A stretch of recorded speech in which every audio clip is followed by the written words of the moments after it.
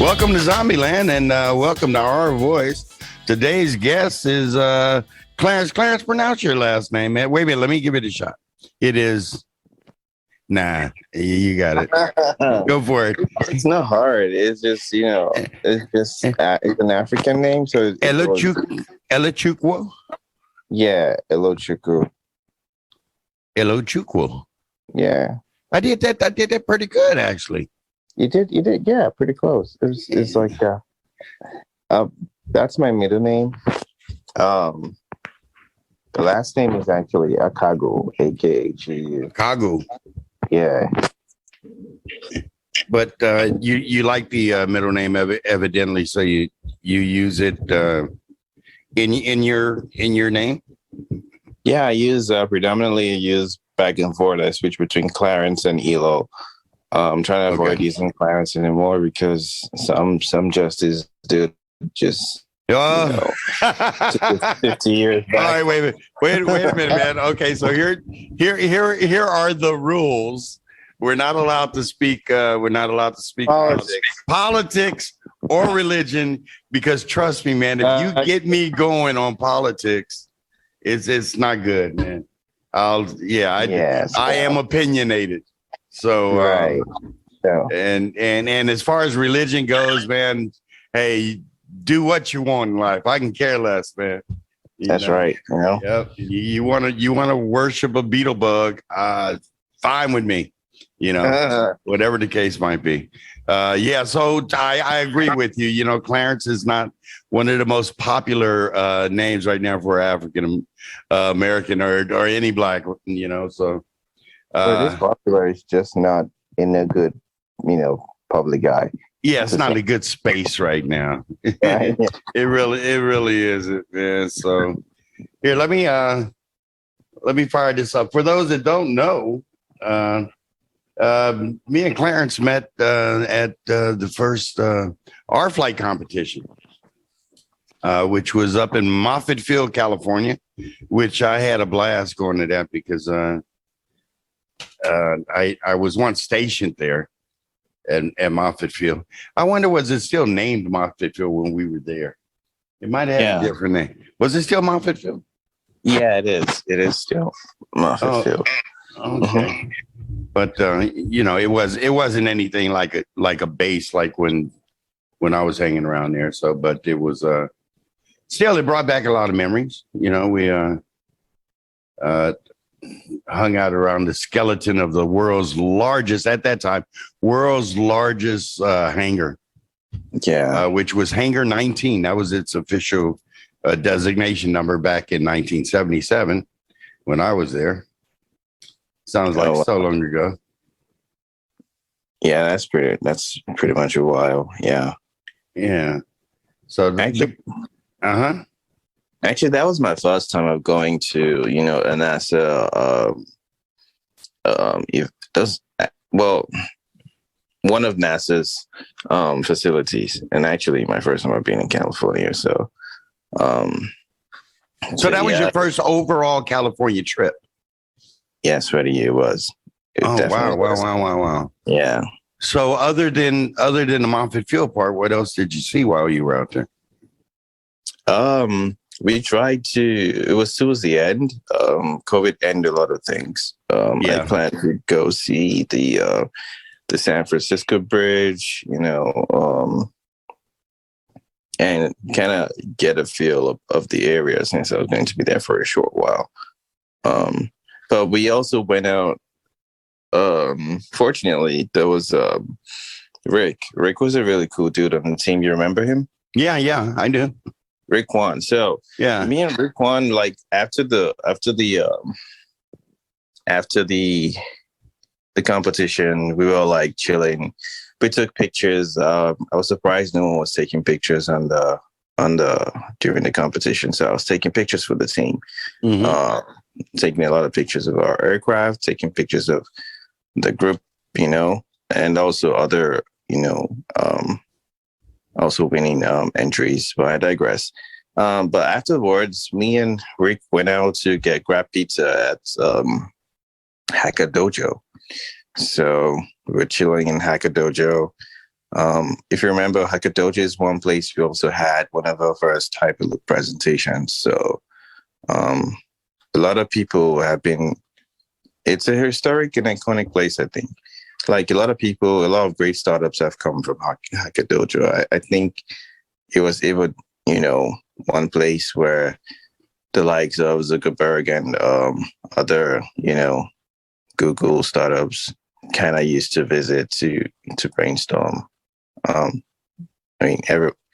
Everyone who is aware of Hackadojo would know that wouldn't be. So wait a minute. Hackadojo was a meeting place, a restaurant? Hackadojo is more like, I think it was one of the first idea hubs, incubator, because you have a lot of incubators going on. So a lot of people, So a lot of people like come together, with an idea, and you have huge sponsorships.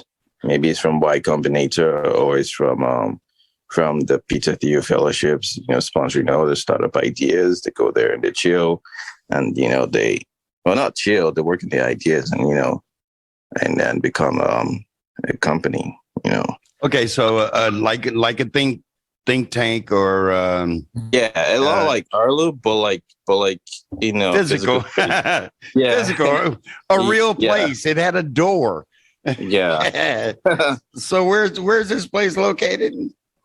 It's let's see, Hackadojo. It was Frisco, because we were in San Jose, Palo Alto, San Jose. Was it near there, or it was the Frisco side, or? It wasn't really far. It was like, it's in close areas where you have a lot of big tech companies, like Google. We went to Hackaway, which was I remember where Google was. I remember seeing Facebook. They were all in the same kind of area. Yeah. Yeah. So it's off in that area somewhere. Yeah, it's in Santa Clara too. It's a Mountain View, just right where we were. Yeah, we were in Mountain View. Yeah. So you got a lot of like tech companies around. We saw Bandai, which, and Namco, the people who make Gundams and all that animated stuff, because I'm crazy about anime, to be honest. But yeah, so like it was good. It was good seeing all those historical places, tech places. So you guys just went there and just walked in, sat down, and just chill, or do you have to be part of a think tank project? Or I think Rick was probably a member, most likely. Okay. Because he has background in a lot of aerospace communities. So I think he was also the tech committee for the American Institute of Astronauts and Aeronautics, AIAA. Oh, really?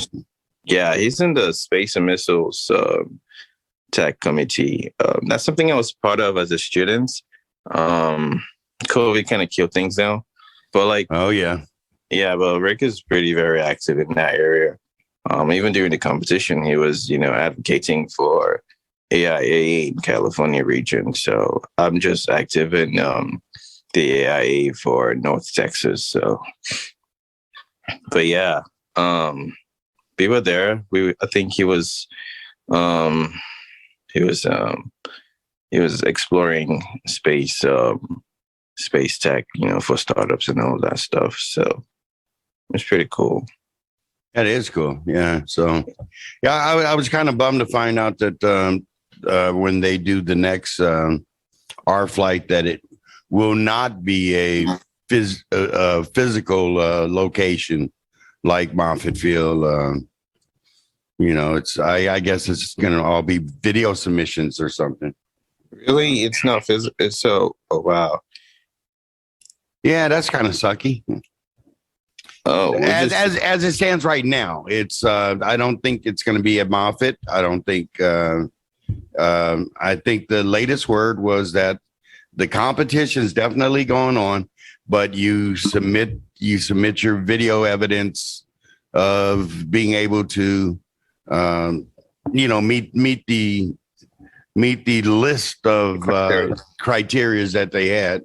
And if so, then I guess maybe they come to you, and say, okay, show us, Right. I thought, wow, that sounds kind of boring, but I mean, yeah. Well, yeah, because it was a lot of fun going up there and just seeing all the different submissions and people's different ideas and that area, because it is, Santa Clara and it's, it's steeped in tech, it's great to just be up in that area and see all the different places where a lot of different things started, Yeah, a lot of things started there. Like Rick was telling me how this dude who found a Maston space, I think Maston, I didn't know, there was some sort of,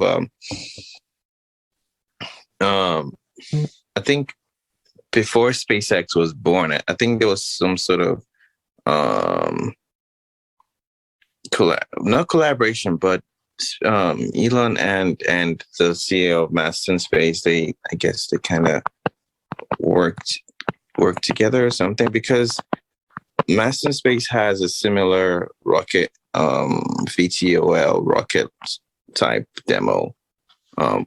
At the time, SpaceX was also testing their Grasshopper, which was like a reusable rocket. Maston kind of did the same thing for us, and they were like in a society. I think it's called the ERPS or something. Okay.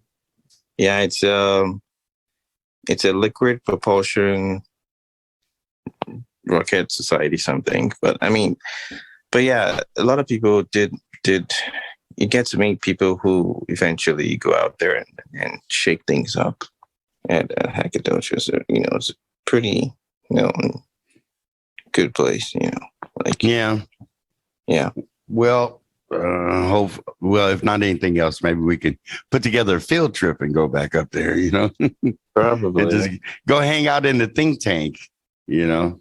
So, now you've been active with our flight, so I know you attend the meetings and all that. But what other project things with rLoop would you either be interested in being in or would like to see them do? Well, because of the the cross-border nature of rLoop is just one thing. It's you can either go crazy, our vision is to see it go. There's a choice for it to either burst or freaking, explode, like to the ends of the cosmic, radiation background. It has this chance of either being disbanded and thrown away, or it can go extremely, extremely far, light years far. And I'm for the second option because that's our vision. Our vision is to see it become a global, decentralized global entity. Yeah, for sure. Community. So speaking in that light, with that, it comes with so many things. It comes with, all sorts of ideas streaming at it. So for me, I prefer to pick ideas and just stick with one idea. One idea that I think, that aligns with my passion. So I'm not all over the place. You try to minimize expending your resources that are highly limited. So, right. Because ideas might be abundant, people might have several proposals. You can't be a jack of all trade. You just, for me, I try to be a master of at least one thing, Yeah. So, that's why be a one trick pony, but be really good at that one trick, Exactly. Yeah. Become exceptionally, become a beast in that area. Right. It's one thing I've learned, even in playing video games. you have so many characters with extremely good skills, but just pick one character and transform that character into a god, Right. Like literally no one can fuck with you when using that character. Yeah. So that's what I'm trying to do. I'm just trying to pick, a character in this sense, in quotes, and, just become an absolute badass in that area. There you go. I like the way you put that. Just pick a character and just be badass at it. Yeah. That's right. You're a big time gamer though, right? Yeah. I used to game a lot when I was a kid. I could have been still game. It's not something that leaves you. Actually, it's just okay. It's always there. Once a gamer, always a gamer. Yeah, it's just a part of you, Yeah. So, it's the same thing with every type of competitive space. Like if you're in the Formula One racing, you would there's so many good cars. There's Mercedes, there's Ferrari, all those attractive things. But you just pick a ride, that you're really good at, a really nice race car, and just become a good driver with it and steer in the right direction. Right. Yeah. So that's kind of what I'm doing with rLoop. We started off with Hyperloop initially. It was great. It's still great. But it's just my energy and time and resources are very limited. And I see something like our flight also, taking off, pun intended, and taking off in the sense that you could just build really small type flying devices that can transport you in the city, just kind of go 3D on things. Yeah. But with that also comes with a lot of challenges. I'm not trying to sound it's futuristic. It's beautiful. It's a beautiful dream, but it comes with a lot of realistic problems and pain points, like single points of failure and traffic and all of those things and safety. So those are really hard problems that need to be solved for it to go forward. But isn't that what they're doing with the competition, and as well as rLoop? rLoop is participating in the process of eventually making this a viable mode of transportation, because there are so many challenges with the points of failure, and I mean, there's a million different things that can go wrong. But we're in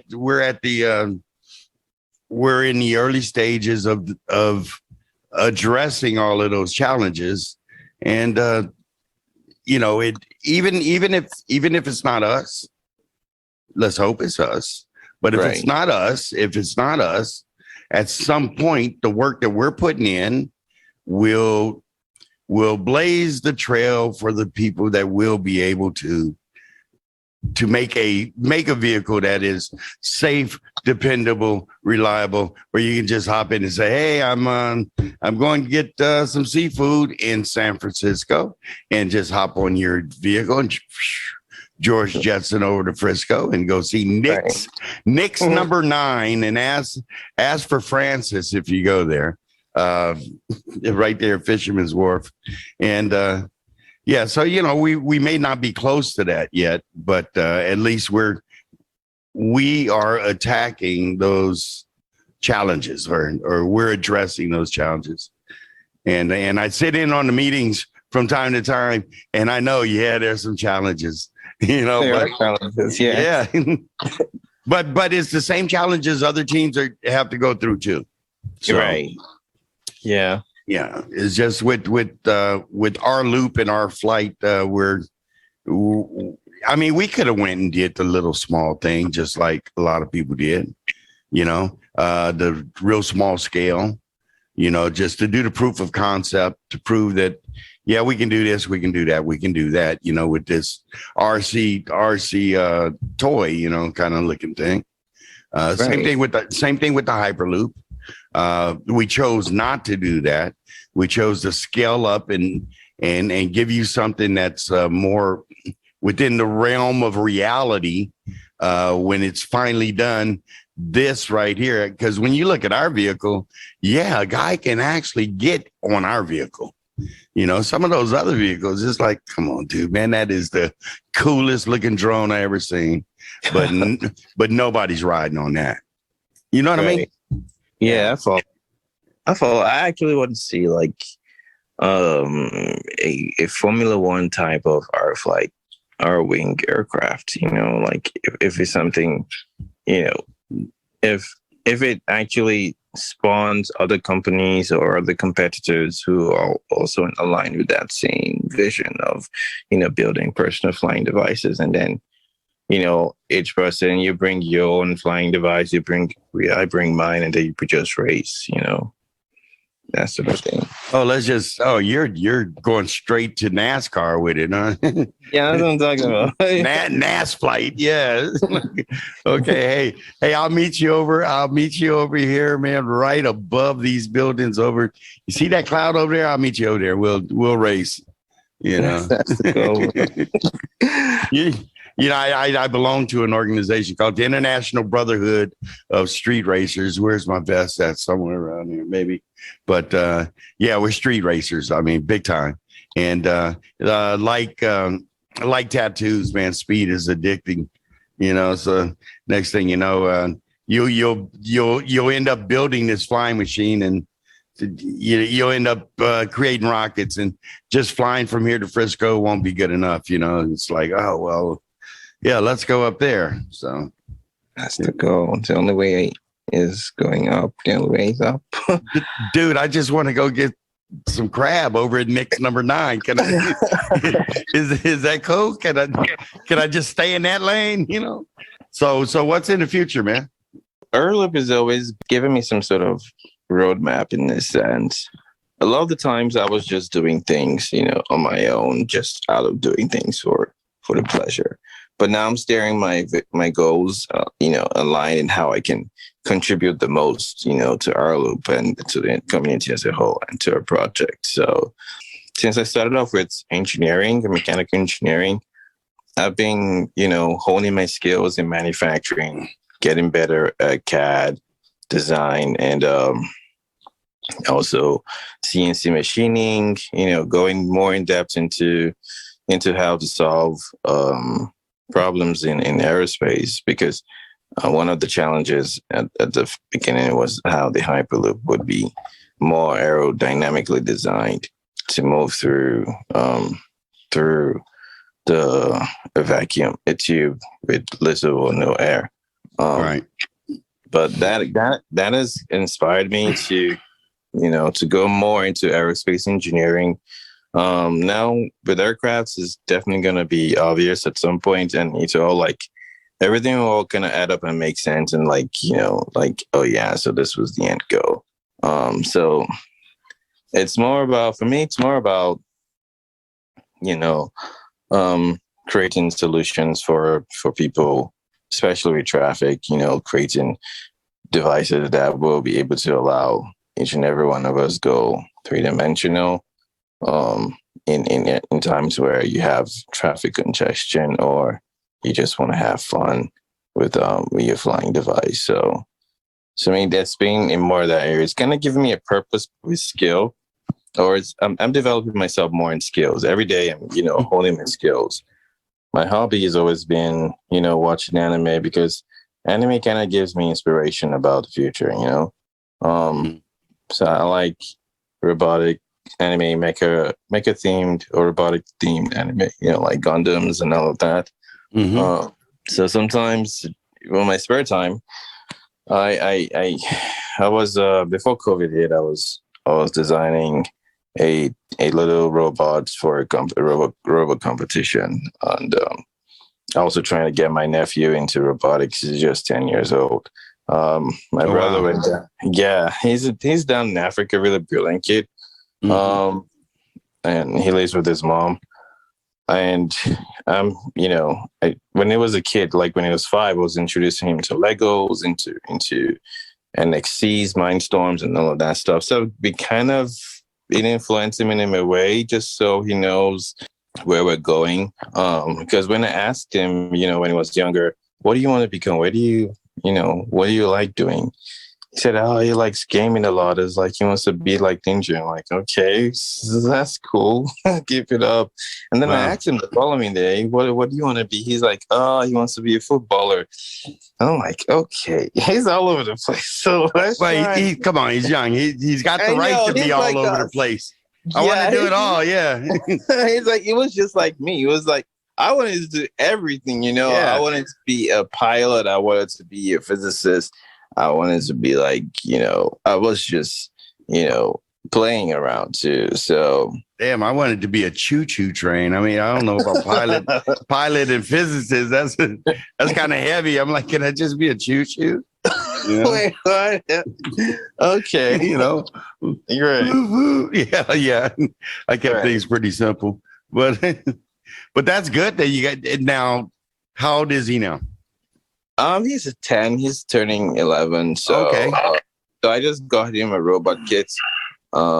Just me and my brother. He lives down in Lagos in Nigeria, in Africa, but he's American citizen. So he, his mom brings him over during summer holidays. But I'm trying to see if he will like the idea of robotics. He's very excited about it, but I don't think he understands the process yet. He just understands, oh, cool, robots are cool. They can do all the stuff. But like I don't think he knows the process of how to build them. So that's what I'm trying to test, if he will like it, and if it's for him. But I know he likes gaming a lot. So if there's a way he can combine those two things, to match his interests, so robotics and gaming, if there's some sort of way that can be done, then I'll look for it, Robotic gaming. Well, yeah, if you can marry them together, you'd have something really great there. So yeah, if it's of interest to him, those two things. But he'll probably, at 11, I mean, the world is his oyster, dude, man. But it's beautiful. He's got guys like you, his uncle, to open his eyes to things, to show him the different stuff. Hey, man, check this out. So you got him a robot kit. Once he builds his first robot, then it's going to be like, oh, I'm hooked. And no, he's gonna be like, I'm badass. You know what? Yeah. yeah. He wants to be the first robot, I think, and he likes it. It might click, That's something he might start thinking along those lines and start developing things along those lines. It'll definitely work. I mean, the biggest challenge is, hey, keep on it, because it's not going to be easy to make, even at 11. Even if you got him the simplest kit, I'm sure it requires some thought processing, so matter of fact, once he do build one, why don't you upload us a picture, man, onto Slack, Zombieland? Right, definitely. Yeah, I will. That'll be cool as hell. Yeah, and speaking of which, man, you owe me a boomerang. So right now, there's no Instagram for a boomerang on. Can we do? Wait a minute. Instagram is no more. No, Instagram still exists, but then what the deal? What do you mean? What is the only way you can do a boomerang is is if you record for a short period of time, and then you're able to do the whole rLoop video recording. Okay, but if you were to create a recent one, just send it to me, upload it. Definitely. Put it over on Slack, man. It'll be underneath our podcast. See, and then there'll be a reminder in the podcast that, hey, Clarence is sending us a boomerang. And I still have your boomerang, to be honest. You still have it? Yeah, it's on my phone. Yeah, some of the earlier ones. For those that don't know what a boomerang is, how long is the original video? What, 5 seconds, something like that? Yeah, and then it loops over and over and over again. Yeah, is what it is, right? So yeah. So when we were up in Moffett Field, man, Clarence had turned me on to boomerangs, and I'm like, what the fuck? This is some weird stuff, and I'm like, what the hell is that? And one motion, and then it just repeats itself and turns into a whole different thing, like a dance or something. So so ever since he showed me the first one, I'm like, dude, man, you're gonna have to come on here and give me a boomerang. So definitely, yeah, so that'll be cool. So Anyhow, let me look over here real quick. I keep looking off to the side because I got computer screens all over the place, and Right. there's some stuff that we have put over here. Topics we don't want to discuss, topics we can't discuss. Absolutely. You know. Hey, you had mentioned something about staking web pages. What is that? So staking web pages is more about what our proposal is going to be like. So I've been going back and forth with the main devs, asking questions with people like Elias and Matt, who is the learning dev, and also Brent kind of enlightens the community as well. Mm-hmm. So the staking app is supposed to be similar to something like there's this community called ColdDAO. ColdDAO, their vision and mission is to decentralize businesses in the same way where you have, startups that create businesses, but you have a CEO who's running it.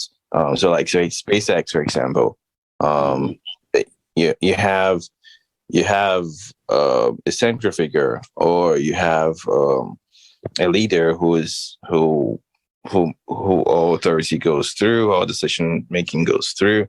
But ColdDAO is kind of like pushing for a mission where it's decentralized. So it's not, you're not focusing on the leader and the product or the mission.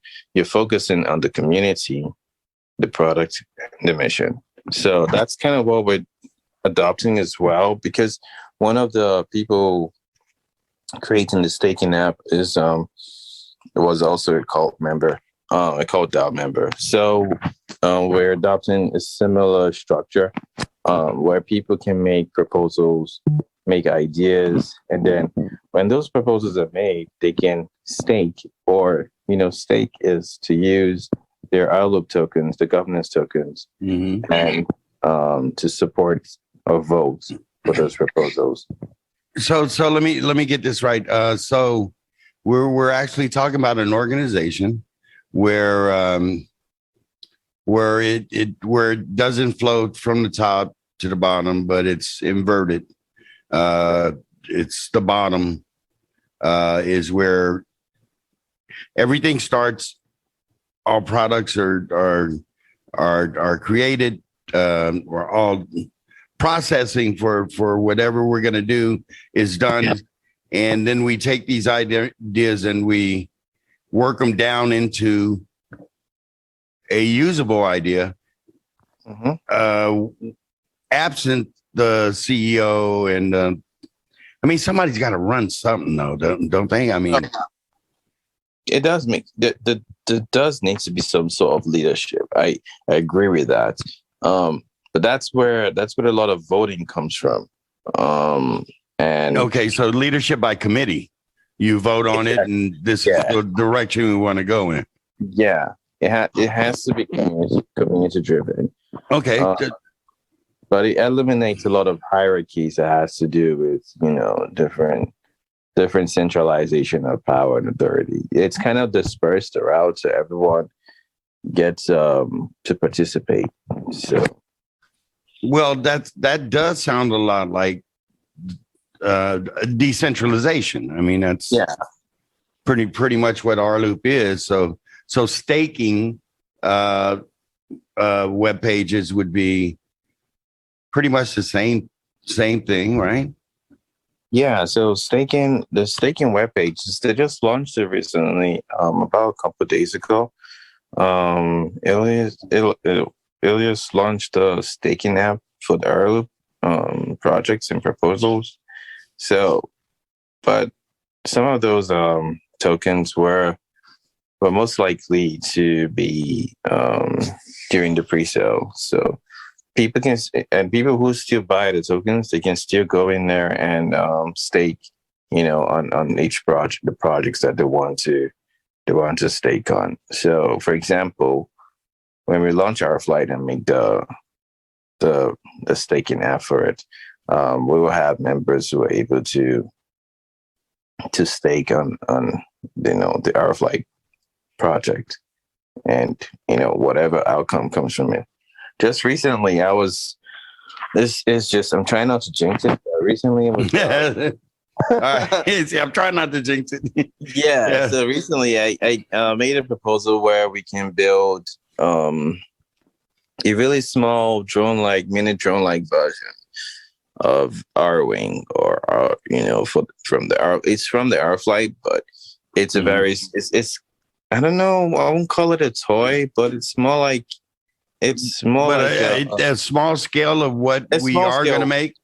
Yeah, which people can get to experience and feel, firsthand before the actual product is made. But wait a minute, if it's small scale, how's anybody going to be able to experience it? You can't go visit Nick's number 9, so you can't ride on it. No, it's really small. Is it like VR or something? That's not a bad idea. You can make it first person viewing FPV. We can make it a drone and just it's kind of like a miniature drone, so you can actually take pictures. And if you can use FPV in sense of a racing, make it for racing, that's not a bad idea either. Yeah, go with that racing again. Yeah. What was that? Oh, that was Clarence's drone, man. That fucker, look, it's way over there now. Oh, there he goes. All right. Yeah. Well, to me, I would have been a race car driver if it all went well, because I don't drive very much, because I just know once I get behind the wheel, things gonna get crazy. Just the speed demon just possesses me. I'm like, yep. I tell you, it's an addiction. You should have came down to Zombieland, man, and fucking took a ride in the Corvette, man, before Which Corvette was that? My Corvette, man. The 63 split window. 500 horse to the back tires, and weighed 1,980 pounds, which is about the same thing as a Volkswagen. Because in 1963, the Corvette Stingray did not have any steel on it. Well, no Corvette really has. It's fiberglass, the whole car. Right. So it weighed the same thing as a Bug, but I had a 389 aspirated engine with a 4-barrel carburetor, polished ported heads, bored out 60 over. So it shouldn't get. But she's a goner now. Rest in peace. Oh, no. So, yeah, somebody walked in, man, with a suitcase full of money and just said, I said, it's not for sale. He's like, dude, everything's for sale. Take a look in the bag.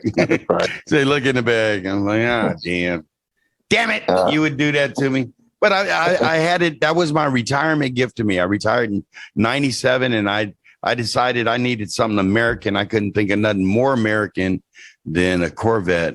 And then why not make it a hot rod? Make it something that was really fast.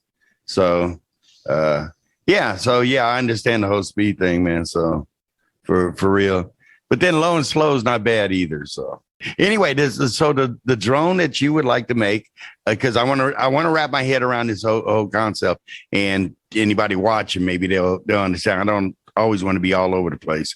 Okay. So you're staking this proposal to make a scale drone. Right. So in the process of staking that, people have to vote on, is this a good idea or not? Right. I'm right. Yeah. For example, because right now, the projects that in the pipeline and what is going to be staked on. So let's say we pick the drone concept, for example. They will have NFTs represented as that drone. Then whatever revenue comes in from those, those drone sales, or how those drones are distributed, that goes into, the staking what you staked your NFT as. So it's like an investment more like. So you're talking about we could actually make a drone that looks like our drone, sell that drone, and make capital off of that. That goes into the pot. So it's not necessarily making a drone like going backwards. You know, like at the competition, there were people that made small vehicles in hopes that if that small vehicle does the right thing, then they will eventually supersize it. Right. You know, where we just went straight to the big vehicle. Right. So our small drone has nothing to do with the technology of our large drone. Well, if you're trying to see if a scaled model, if you're trying to see if it can collect data on how the big one will perform, it's tricky. It's possible because it's all about code. So if you wrote the same code, if everything was similar to what the big one looked like, so you're having people test. You're just kind of having people test the code, the avionics of the main thing, and you know, if the functions of it's similar, it's possible to collect data of those things. Yeah. And transfer it to the big one and see how the big one actually functions. So that way you're minimizing cost. You're minimizing, actually testing the big one and then crashing apart. Exactly. Yeah. But you'll at least be able to pull down some information that, should have a certain causality. You know exactly that, hey, if you go this high, if we're set up like this, we go this high and we hover this long, we can only do it for X amount of time. Or this or that. You know, this is beautiful because this kind of falls right in line to the whole subtext of this podcast. You know, high tech meeting train wreck. I'm a true train wreck. You know, I have no whatsoever technical experience. You know, but to be able to talk to you about things that are really technical. But you explain them in such a way I understand. I wrap my head around it, and hopefully that works for all the listeners too. So appreciate it. Now the rFlight in NFTs. Right. Those that's one thing I'm like super stoked and excited about because I put in 2 years of sweat, blood, and tears in this rFlight project alone. Yeah, to some, it's just, another tin can, aluminum, aerospace grade, wrapped up in a very clever way to beat aerodynamics, whatever. But it's a project that, passionate and hold dear to me. So I'm really excited to see it not just tech aligned, but more like something that people can adopt in a social way. Now that's where NFTs come in. Now, explain real briefly exactly what an NFT is. So NFTs, from the top of my head, are non-fungible tokens. And I just, to be honest, I wouldn't claim to be an NFT expert, but don't have to, but yeah, I doubt anyone is. Who is? Yes, that's the next question. I doubt that anyone is an NFT expert because you have a lot of people who have made shit ton of money in NFTs and knew jack nothing about NFTs, and you have people who claim to be the expert but literally make zero to peanuts. So we're all exploring and hopefully using those benefits to develop, our already existing technology. Like my devotion and commitment has been to the rFlight project, which is aircrafts and all of that engineering process. But going into the crypto space, I just got involved about a couple of years ago, late 2021. And it wasn't about to that point NFTs exploded. And I started to see the benefits that the underlying technology could actually do with ours in terms of intellectual properties. So, like what we're doing in rLoop itself, we're developing ideas, but these ideas are probably not, they don't exist anywhere else. So if someone runs off with it, they have the chance, of marketing in such a way that might be beneficial to them.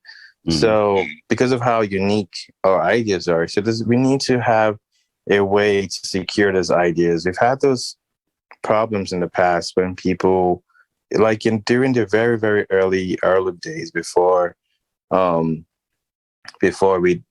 decided to become a DAO or decentralized. During those early times when we're just normal, Kickstarter fundraising, projects. Yeah, I think the earliest projects with rLoop were Kickstarters. Yeah, Indiegogo. But during Indiegogo. Just like the way that sounds, Indiegogo. Yeah, we had team members who were intrigued with the idea, but they, some sort of corporate greed took over them, and they wanted the projects to themselves. They wanted to name the projects after themselves. They got really selfish and wanted to take over the project and just make it all about them. So, disregarding what everybody else had contributed to. So, and it did happen. Some people took our intellectual property and decided to create their own thing.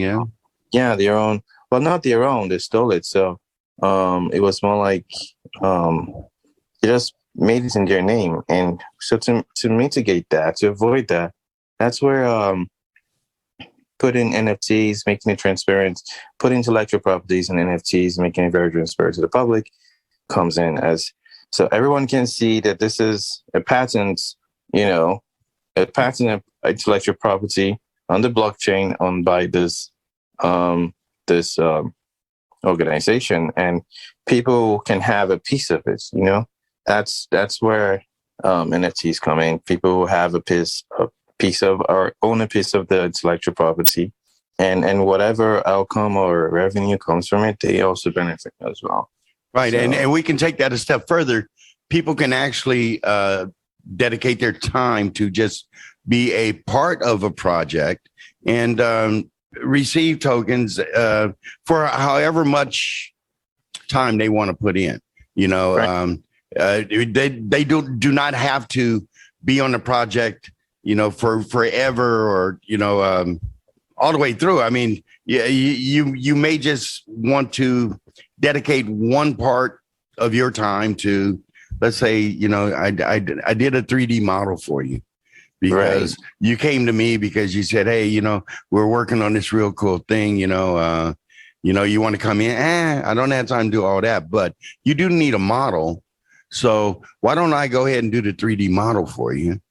And I'll give you that. Okay, well, we'll do here's some tokens for that. Thank you. Right. You're welcome back. You're welcome back. You're welcome back. I mean, that's the whole premise of the rLoop. You're welcome back. But if this is what you can afford to give us, that's cool. Just the time you can. And everything, when you do it like that, everything is very, very open and everybody see what contributions are being made by who. That's a beautiful thing because, when it's like making a pie, once the pie is made, everybody wants a piece, but it's like who put in all the work, Gotcha. Yeah. Yeah. So, so I agree. It does eliminate the kind of confusion that comes with who gets what, who contributed what. So everyone gets their own reward as tokens. But the most interesting thing is not just about the tokens. These tokens can be represented as NFTs.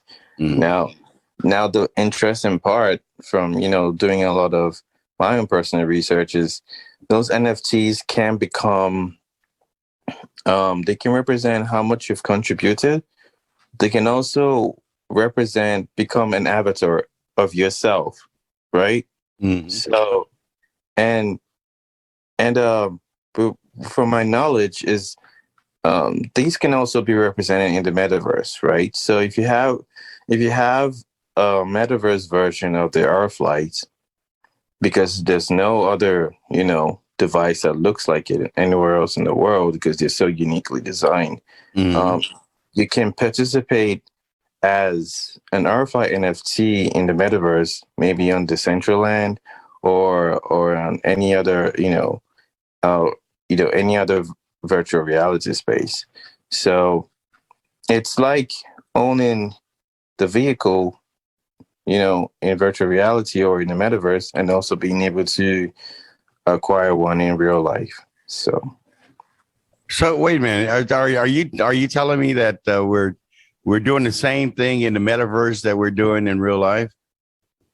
Yeah, we would actually be able to do, well, not the same, but I'm just getting my head around the whole metaverse thing, from watching Marvel movies, so it's the alternate realities. Right. So somewhere in the metaverse, there's an rLoop and a HPod and a Clarence avatar. Yeah. And an Uncle G avatar. Yeah, Uncle G avatar. Gee, don't go. What are you talking about, son? I'm out there. Yes, sir. All right. Well, let's not look as much like Santa. Can I be more like Thor? I mean, the beard's kicking, man. But we want to push a little of that bottom up to the top, and get it. Oh. But yeah. All right, who's working on that one? Is that one of your projects? Because I know. We've been bouncing. This is something that not a lot of people are aware of yet. They should be, because we're making we're developing where we can communicate with the community directly, weekly on a weekly basis, and talk about ideas and product launches. But this is something that I actually kind of suggested, and with people like Matt and Ilias, and we were just bouncing around ideas and how you can be an NFT avatar, but can your NFT avatar also can he morph into a Hyperloop? Can he morph into an Earthlight device? To participate in the metaverse as well as these things, because we're also we're borrowing ideas from anime like Macross Frontier, where you have this transformer type humanoids that can also transform into aircrafts, or they can also so it's kind of like a humanoid, but yeah, it can also morph into a vehicle, maybe for Transformers, like a transformer. Yeah, it will be like Transformers is like a car. They morph into cars. You have Decepticons. Well, they do airplanes too. And then there was that time where they were on this island or on this planet that only had animals, and that was Beast Wars. Right. Yeah, and there was spiders and gorillas and jaguars and stuff like that. I used to watch it. So I mean, people represent themselves in the metaverse as animals. We can represent ourselves in the metaverse as vehicles. Why not?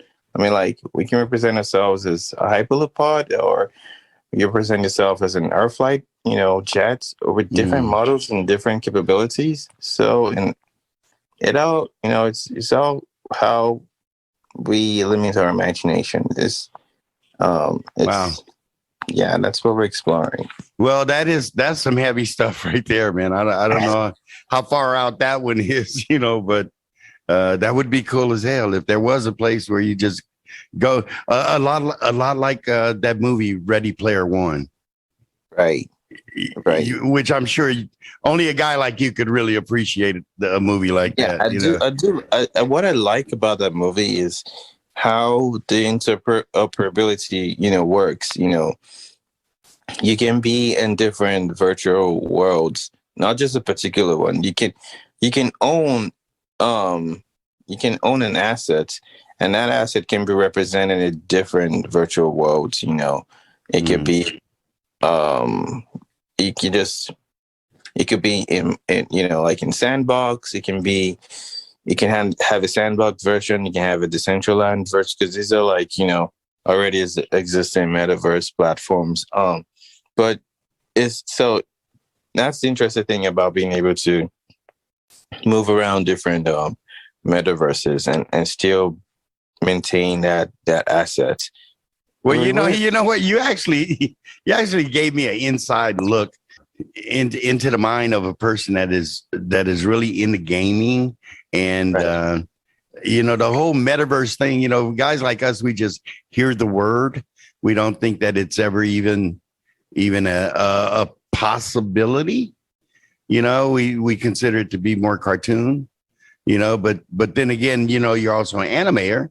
Um, uh, so these are these are true subcultures that I've never been exposed to, and you've opened up a lot of doors for me there. I'm actually, look, man, y'all start working in that metaverse direction.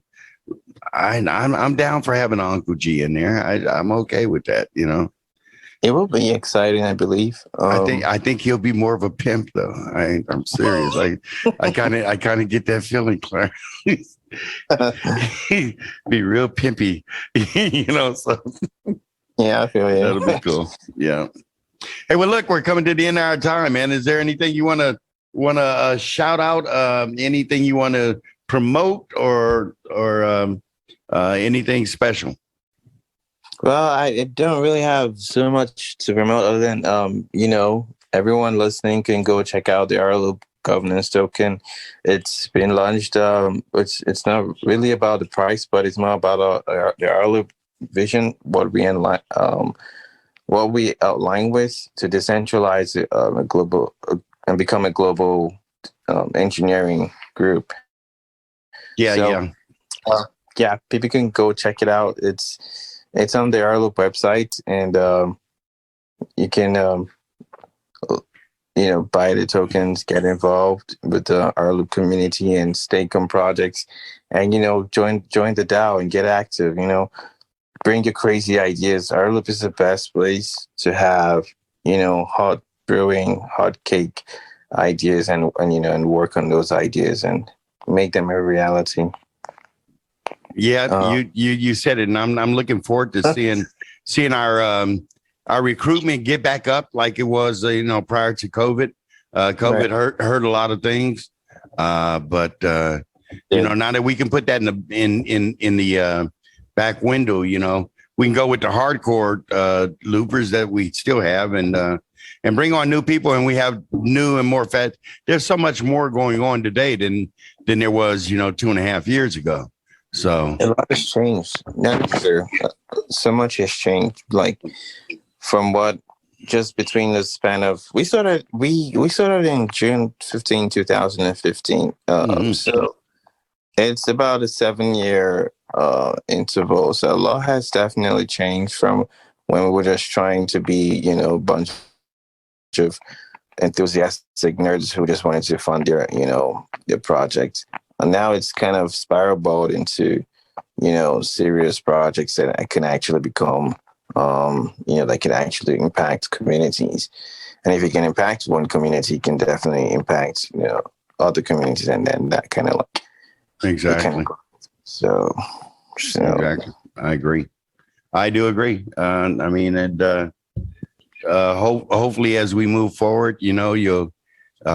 It's just a matter of time. You'll see hyperloops everywhere, and you'll see the one with rLoop on the side of it. We still have technology that we are shelving, waiting on the team to get back together and do, like a Revo, like Faraday's futures and things like that, so, the more people we get in, find out what their passion is, and, we can rock and roll. We got, and we have the NFTs, to show people that their sweat equity has a worth. Absolutely, there will be Hyperloop NFT. So there will be possibilities of representing, the Hyperloop in the metaverse and our flights in the metaverse, and doing all sort of things with this concepts. Yeah. So I'm pretty stoked about that. It's a good place for the Hyperloop to exist in a virtual reality world. You can do anything with it, and then see how that can spiral into something that we want in reality. in real, well, in physical, in real reality. In real reality, yeah. Because you have. I know. Lunch is going to be real when that comes around. So we're gonna go ahead and let you go, man. We done our time, Clarence. It was a pleasure. Thank you after all this time from finally sitting here and Finally. Yeah. And we'll do it again, man. And look, if you got anything that you want to go ahead and upload over to the Zombieland channel, Right. yeah, you owe me a boomerang. If you got some metaverse stuff, maybe we can get us some real conversation going there on that, man. That'd be interesting. So definitely, we can do that. That would probably something we could do down the line because we've explored building in the metaverse. So let's see if, as we progress, we can explore in areas of developing, decentralized engineering in the metaverse where you can actually. Exactly. And as that happens, I'm always going to be your bull pulpit, man. You always got a voice here is like, hey, Uncle G, you need to get up there and let y'all know what's happening with our alternate realities. I'm like, oh, I can't wait. So yeah. I could put down the cannabis and I could just go with you guys. No, bring the cannabis. Bring the cannabis. Yes, definitely. Yes, bring it. I am 420 friendly. It's not a problem. We can talk about Inception, rLoop, Inception style. While we're getting high, we can talk about because it goes down that rabbit hole. So we actually need to get high for. So yeah, okay. Well, that's a date right there. We'll go ahead and put that one on the schedule. That's gonna be a nighttime one or evening one. It's like, yeah, boy. All right, Clarence, I'm going to have to let you go, man. Love you, brother. We'll be seeing you soon. And all of you guys out there, have a great time. This is Uncle G saying see ya. All right. Take care. All right, brother. Take care.